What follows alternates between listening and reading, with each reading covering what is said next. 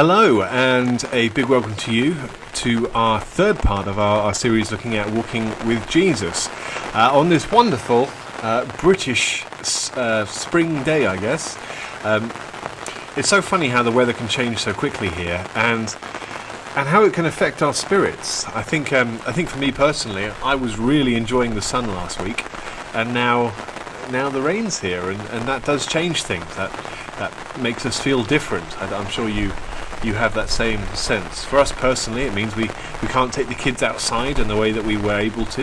We can't get the break that we wanted. But what we can still do is worship God together. And I think the rain is a good example of kind of the atmosphere that we can feel when we lose something kind of really, really precious to us, really special to us. The rain can kind of be an image of the mood that we feel as the wind comes and spins things around. And that can happen in life. And particularly during lockdown, maybe you've got that same sense of sometimes things are good, sometimes things are not so good, and sometimes things just get really bad. And I'd like to look this morning at a verse that we find in the New Testament in the Gospel of Matthew that talks about I guess the bad aspects of life, the pain, the difficulty, and how the disciples must have received that and understood that.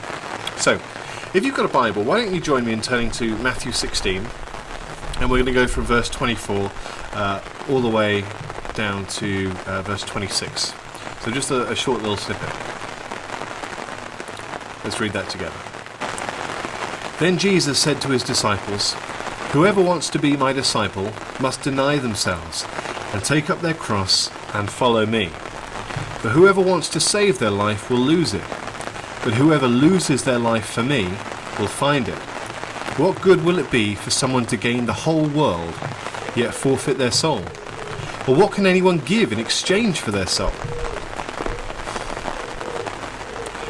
Let's have a read of that together, just in your own time over the next few minutes, and let's see what you make of it, what God says to you.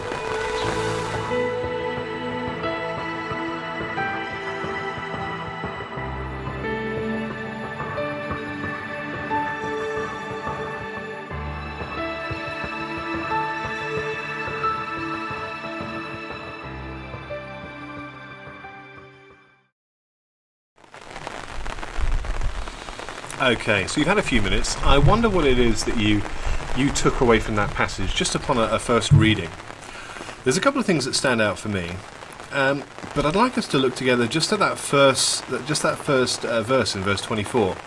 And it says, "Whoever wants to be my disciple must deny themselves and take up their cross and follow me." Take up their cross and follow me. Now, as Christians, that's obviously clearly a reference to what Jesus would one day go through himself. But I wonder how the initial disciples would have understood that, how they would have responded to that, particularly as followers. I wonder how they would have heard that and received it. I want to hand straight back to you, and I'd like you to just dwell on that verse in verse 24, and we'll come back in just a few moments.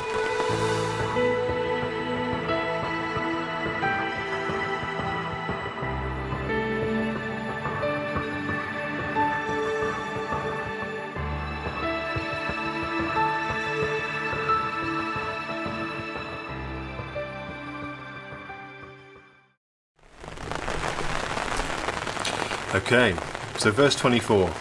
"Whoever wants to be my disciple must deny themselves and take up their cross and follow me."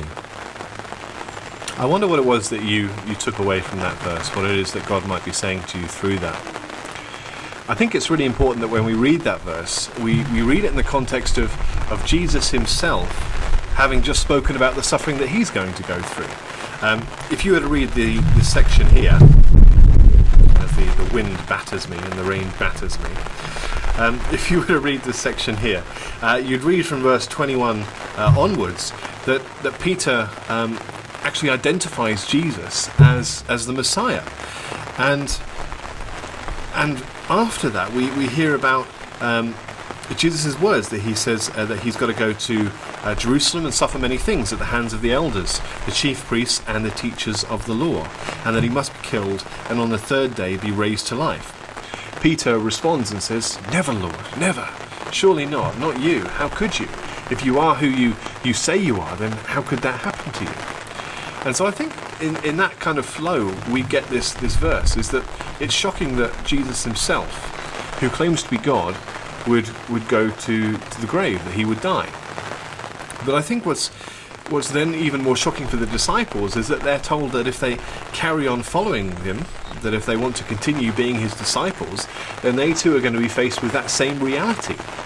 And it's not simply the case that they're going to have some tough times ahead of them. It's that they're going to have to take up their cross and follow him. And the cross, as we know as Christians, is a mechanism of extreme torture and death. It is painful. It is dark. It is awful. And this is what Jesus promises his followers is their future. And as I think about that, I think, well, the disciples must have been just stunned and confused because this isn't what any other God promises in terms of life. If you think about, say, the Assyrian gods, and you look at the god Assur. Now, Assur was a warrior goddess, and so Assyria, as they go out to battle, as they captured these cities, basically the success would be measured by how well they did in battle and how much protection that they received from their gods. It was exactly the same in the Greek and the Roman world. You would call upon the name of the gods and you would praise them for their protection and their success and their might and power that's displayed. And I think if you read parts of the Old Testament, you get that same sense that actually by following Yahweh, I mean particularly the Psalms of David, where David talks about God as his rock and his refuge, as the one who will deliver him out of evil, deliver him out of the hands of darkness, then you get the sense that actually it is a wonderful witness to God that he would save us, that he would rescue us, that he would be our protector. And I think we jump too far to spiritualizing this, because when we read these promises in the Old Testament, they are promises of physical protection. When David talks about him as a rock and a refuge, he's talking him about the idea that God will physically save him from his enemies, that he will save his life. He will justify him in the sense of showing him to be right and correct in this life, not in a spiritual sense, although that there's certainly that hint there too as well. But immediately there's that promise of great success. And I think there are these two aspects then to the Christian faith that we have to wrestle with. That God is capable of saving us. He's capable of being our rock and our refuge. He's capable of saving us out of the hands of our enemies. And indeed, as we read the Gospels, we hear absolutely of God healing people and raising people from the dead. But then we get that distinct clash here, that actually to follow Jesus, it seems to involve a great deal of suffering. There seems to be that perhaps paradox, that apparent contradiction, that though God can help you, following him will actually lead to pain, suffering and death. And what do we do with that as Christians? What do we do with that? I think we've got to hold those two realities together. That God is capable of saving, that he is capable of rescuing us from our enemies, and indeed he does do that, and he is capable of doing that. He does heal today. He does, he's more than capable of raising people from the dead as he does. But that might not be the normal. Because this is what Jesus says in this verse, is that if you want to be a disciple, you will have to deny yourself and take up your cross and follow me. And if we lean too heavily on the assumption that God will rescue us physically in this world, I think that can do us a lot of harm. Because the assumption here is that the normal reality for Jesus' disciples is difficulty. More than that, is a cross to bear. I wonder what you think about that. I wonder how you respond to that. Because at no point are we saying that God doesn't heal. but we might want to say that isn't the normal experience for Christians.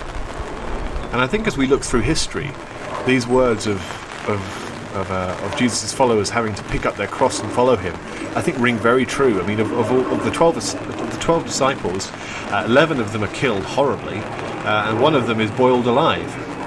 And then when you look at the early church, I think it was Polycarp or one of the early church fathers who says the seed of the church is the blood of the martyrs, or it might be the other way around. The blood of the martyrs is the seed of the church. And it's this idea that actually Christians were suffering terribly, but actually God can use that also to witness for him. That as we suffer in the way that he wants us to, not that suffering disappears, but as we encounter suffering, we follow him in that, and through that we witness to the world how great God is. In other words, we don't need God to rescue us out of situations for him to demonstrate how great he is. We can demonstrate how great he is by suffering alongside him as he suffered in this world, as he chose to drink the cup. We can choose to drink the cup and go to our cross in the way that he would like us to. That witnesses well to him. So what do we do with that? The next passage is this, in verse 25 onwards. For whoever wants to save their life will lose it, and whoever loses their life for me will find it. What good will it be for someone to gain the whole world, yet forfeit their soul? Or what can anyone give in exchange for their soul? I'd like you to spend some time just focusing on those verses, and then ask yourself, what is the cross that I am to bear? And what does that have to do with my soul? Come back in just a few moments.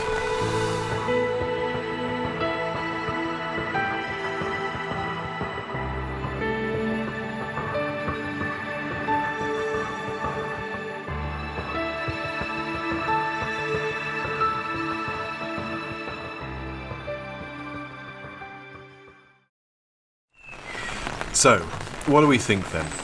Pain and suffering, picking up our cross, and something to do with our soul. What does that say to us today? I think it talks about the reality of suffering, particularly for those who choose to follow Jesus, and how that's linked to our soul. If we were to choose to put down our cross, if we would choose to hide, if we were to choose to lay down that responsibility, that cross that we each have to bear, then I think we would miss out on the opportunity to serve God through that. Because it is an opportunity. I think absolutely when suffering comes, we should pray for healing. We should pray for God to intervene. We should pray that God would be a physical refuge, that he would physically provide for us and help us. But I also think that we should press on, having prayed, with a willingness to bear whatever load it is that God has set upon our shoulders. And we carry that, of course, with him, because he doesn't want us to be heavy laden in that sense, but we still take up our cross and we still follow him. And as we do that, well, then that not only saves our soul in the sense of we choose to follow Jesus, we choose to live our lives for him, we choose to suffer for him, but actually we gain something through the suffering, through the pain. If we lay down our responsibility, I think we fail in being who God created us to be. I think at this time we are going through some difficulties, and in all kinds of different ways. But there are responsibilities that come in that. We are members of a community, and we do have the ability to help, or at least most of us do. And if we do have that ability to help, then that almost becomes our responsibility to help, to be that light to the world, and to pick up that cross and that self-sacrificial nature that comes to life. That we choose to serve, and we choose to suffer, and we choose to put ourselves out for other people and for our community. And that impacts the world. And we, as I was saying the other week in our sermon, we may not see that, but it is important and it does matter. But also, we do gain something from that. We gain a richer soul. We gain a richness that comes from that decision to not only serve ourselves, but to serve the world. And to do that through Jesus, through his power, through his mission that he's given us. And that kind of richness, that kind of blessing that we receive from choosing to suffer and suffering well, is a richness that we can't get anywhere else. We can't mine for it, we can't buy it, we can't trade for it. There is only one way to get that kind of richness, and that's through suffering. And I'm sure as we think back through our lives, we can see the way that we have been shaped by the suffering and the pain that we have gone through. I think it's amazing when you look at Christian biographies. There are a few people that haven't had significant periods of suffering, of wilderness times, of outright sickness and illness and pain, of bereavement. There are very few people that I've ever read of who have gone on to serve God so mightily that haven't had that as part of their life. And there's a richness that comes through that as we choose to serve Jesus through the pain. We gain a greater understanding of who he is, and we witness to the world something that we couldn't do otherwise. There is nothing more amazing to me than seeing someone who's going through something painful and seemingly hopeless hang on to hope and joy through that. I remember in my previous role, a particular lady, a lady called Pam, and I visited her quite often as she was nearing the end of her life, and I was stunned by the way that she would worship, even though she was struggling for breath at times. She would sing God's praises. She would hold Psalm 23 so close to her that the Lord is her shepherd. And that was an inspiration, something that I carry with me today, a witness that I've seen, and I want something of that in my life. So I'd really encourage you to look around at your life at the moment and work out, what is the cross that I have to bear? And yeah, take it to the Lord, absolutely. Ask for healing, ask for prayer, ask for him to help you with that. But don't lay it down. Don't pretend it doesn't exist. Face it head on and carry it with the strength that only God provides. And I promise you that as you do that, you witness for him. It provides you an opportunity to change the world. And that's what being a Christian is all about.